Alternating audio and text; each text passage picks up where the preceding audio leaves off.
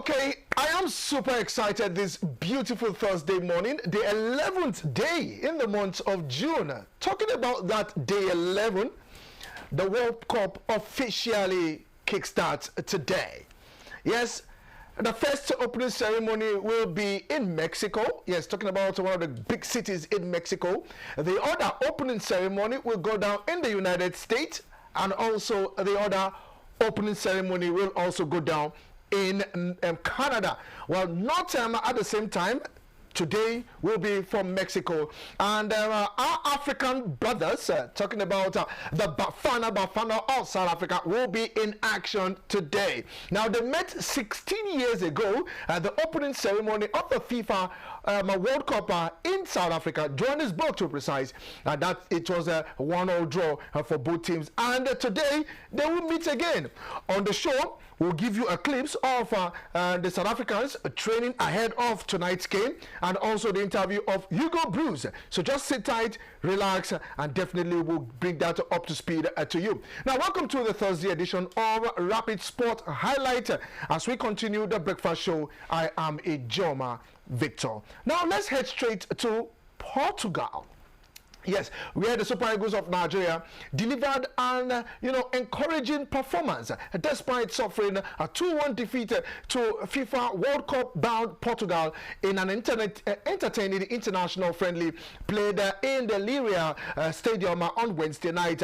Now, before the kickoff, midfielder Alex Iwobi was honored for reaching a significant career milestone. Now, chairman of the National Sports Commission, Shehu Diko, alongside Nigerian Football Federation Executive Committee member in the person of Sharif Rabiu Inua, presented the Fulham star with a commemorative frame jersey to mark his 100th appearance for the national team. Let's take that visual of Alex Iwobi being presented with that frame of 100 number behind that Nigerian jersey.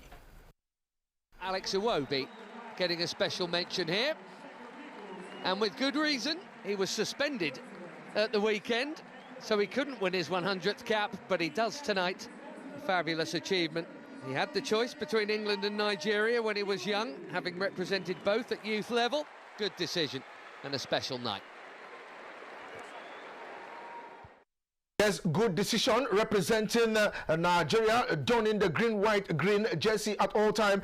And in the last 11 years, he has been very active playing for the national team. 11 years, 100 games for him yesterday. Now, he's only the 4th Nigerian that has achieved that feat. The first person actually who did that was Joseph Yobo. Yes, Joseph Yobo also clocked 100, probably have 100 appearances for the Super Eagles. Another person again was Vincent Enyama. Yes, and the man who stands between the sticks for the Super Eagles, a veteran you will call him. And the other Super Eagles player that actually crossed the 100 mark is no other person but Ahmed Musa. And now it is the turn of Alex Iwobi, the 4th Nigerian, 4th Super Eagles players to cross that. Now we have so many Super Eagles players that will definitely cross the 100 marks because we're bringing them in young and they're already doing wonders. Meanwhile, the Seleção, led by veteran forward Cristiano Ronaldo, had entered the match as a favorite, but the host were really stunned with the way the Super Eagles really played yesterday. It was a full surprise because for me, in my own opinion, Super Eagles were playing with their Team B, not Team A, but Team B, because several key players were not available for that game yesterday. Meanwhile, let's head straight to the stadium and enjoy that highlight between Portugal and Nigeria. Too much of that because we will expect.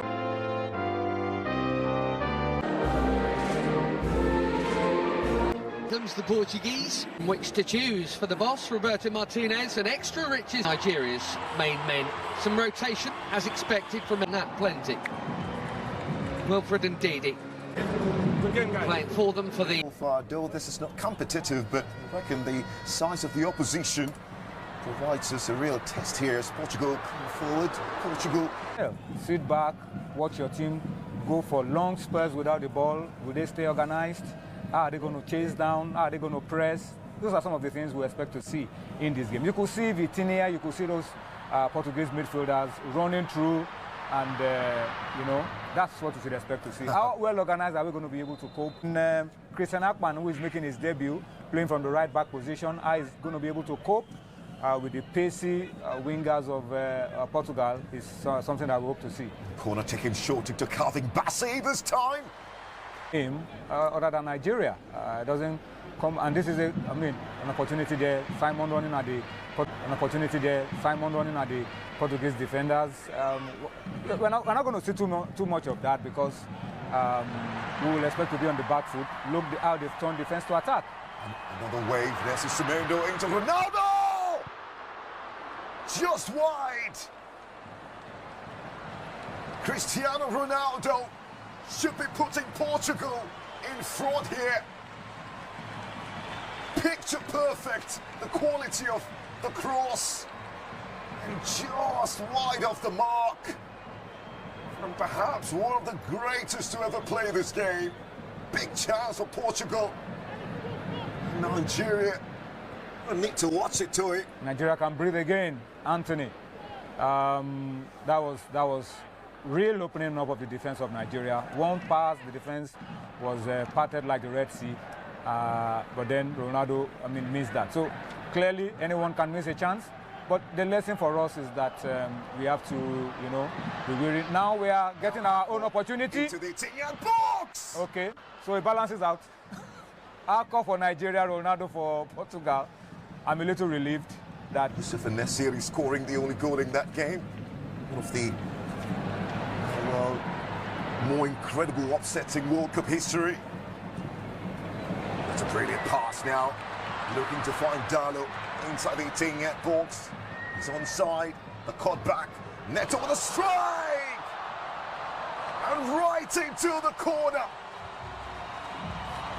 to get the Seleção in front. And it's taking 23 minutes for Portugal to... Francisco Cal, his 18th appearance here.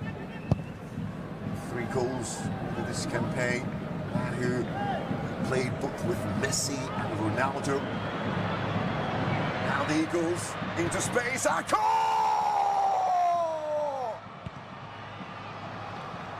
Emphatic. The sword of the teacher with some lessons for Portugal to take home. Goal number 6 in the corners of the Super Eagles. Ako Adams with a rifle in between Diego Costa. And what a brilliant finish to get Nigeria back on level terms in Leiria. Portugal 1, Nigeria 1. beautiful goal.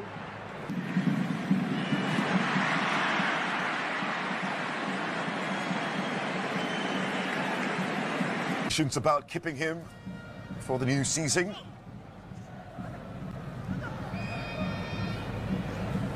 But he's a player who's well established in the French Ligue 1. 54 goals and 11 assists in over 100 games in that league across Lorient and Nice. Now Portugal, Conceição comes inside. Brilliant! Simply exquisite from this man. It's an absolute missile from Francisco Conceição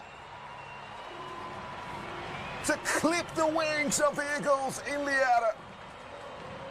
That's what you get. A moment of brilliance, a moment of genius from this 21 years old. From a rich legacy of great players, this one he'll always remember.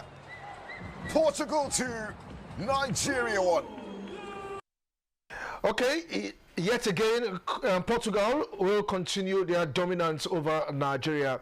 But I think it's going to be a take-home lesson for the Portuguese team as they head to the World Cup. Yes, because for the Portugal team, they didn't expect what they saw from the Super Eagles. And for the Super Eagles, well, it was an impressive game, if you ask me. We see the consistency of Eric Chell's pattern and play right from when he assumed office as head coach of the Super Eagles. But the unbeaten run for Eric Chell officially comes to an end.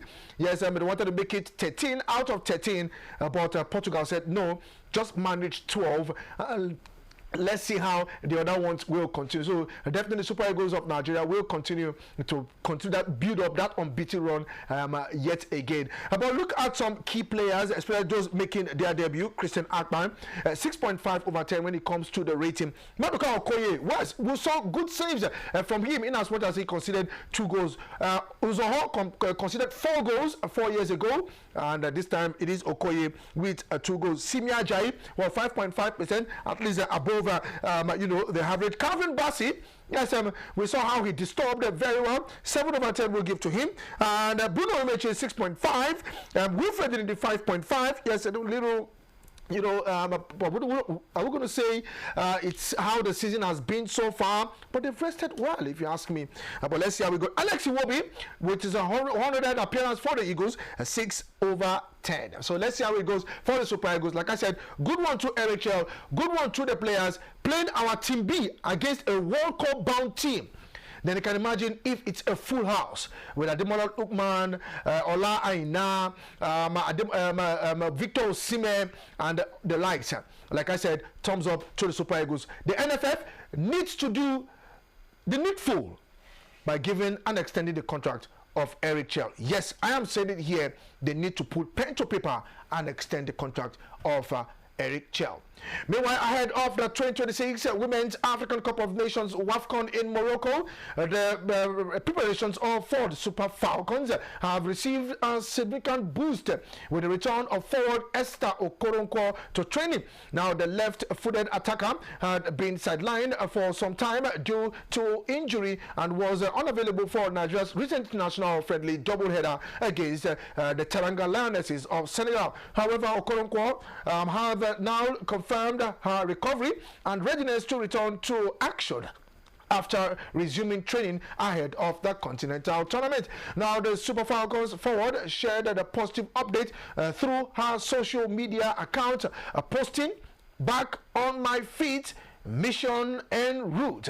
Now, her return will come as some welcome news for Super Falcons coaching crew as they continue preparations for the WAFCON 2026, with Okoronkwo expected to play a key role in Nigeria's quest for continental success in Morocco. Now, the Super Falcons will be aiming to reclaim the African title, and the availability of key players such as Okoronkwo is expected to strengthen the team's ambition heading into the competition. Now, let's head straight to FIFA, and let's tell you that Somalia leading international football referee Omar Abdulkadir Atan returns to Mogadishu, the capital of Somalia, on Wednesday evening after being removed from the officiating panel for the 2026 FIFA World Cup following a decision by the United States.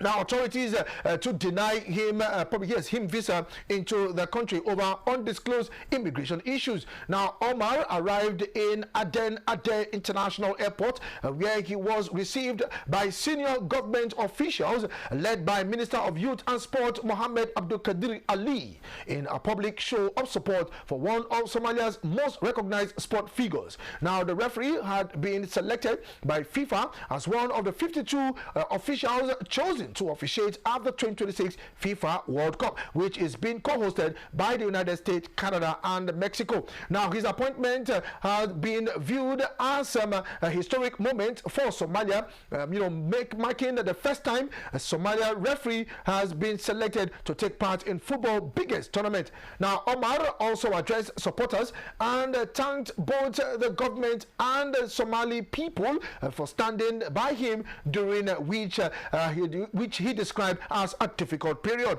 Now, he pledged to continue representing Somalia on international stage and urged young people not to lose hope despite challenges they may face. Now, he promised to also return back at the 2030 FIFA World Cup.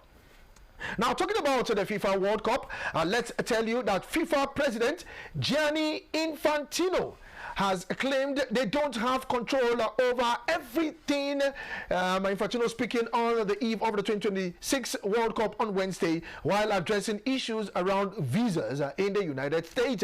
Now, when asked if he felt the World Football Governing Body had lost control over the tournament, these accusations came up after Somali referee Omar Atan was turned away at the U.S. border, and members of Iran's team support staff were refused visas. The tournament kickoff on Thursday, which is today, with one of the co-hosts, Mexico, taking on South Africa. Yes, Infantino said they don't have control of everything and they respect the laws of the land. Yes, you don't expect the laws of FIFA to come supersede the laws of the land. So they'll just respect what the country wants and they just follow it suit that way. Now, it is Match Day Live. The 2026 FIFA World Cup will begin today, Thursday evening, with one of the tournament 3 co-hosts, Mexico City, South Africa, going down later today. Now, let's look at that training of the South Africans. Yes, training ahead of today's game at the stadium, the iconic venue. I don't think that the team needs that inspiration. It was a great moment for South Africa so long ago, but now it's 2026. We are playing the opening game tomorrow against Mexico, so I think the guys are excited enough and motivated enough and don't really need that goal of Shabalala. But yeah, it's a very nice memory. And like my memory also 40 years ago. So yeah, it's nice. I think it's very important to have those players in my selection. Those players are used to play big games, Champions League games of Africa. So they have a great experience also to play for a big crowd. Because tomorrow there will be a big crowd and there will be not so much South African supporters. So that is a big help for the team, for sure. You know, I think our preparation was good. In fact, of that we played against Panama, we played against Nicaragua, so that are also, yeah, let's say, Mid-American teams like Mexico. So, and it was for us very important to play against those teams because the last 4 years we only played against African teams. And the style of the two continents is really different. So for me, it was not really important the result, but was very important was the style and yes, the way of playing. And therefore, again, it was very good for us that we had those Mid-American teams to play against and have a good preparation for the game of tomorrow. 16 years ago, it was South Africa at home in Johannesburg against Mexico, and 16 years later it will be at the Mexico Stadium, Mexico playing at home against South Africa. So let's see how it pans out. The last time they met 16 years ago, it was a 1-0 draw in the opening game. So how will it pan out later this evening? The opening ceremony will also kickstart, then the match will go down precisely at about 8 p.m. Nigerian time. So let's see how it goes as the World Cup officially begins today. And this is where we wrap up Rapid Sport Highlights on the Breakfast Show this beautiful Thursday morning. On the flip side of 9, it will be the big conversation. And as for me, let's prepare for the World Cup. I still remain in Joma Victor. Good morning.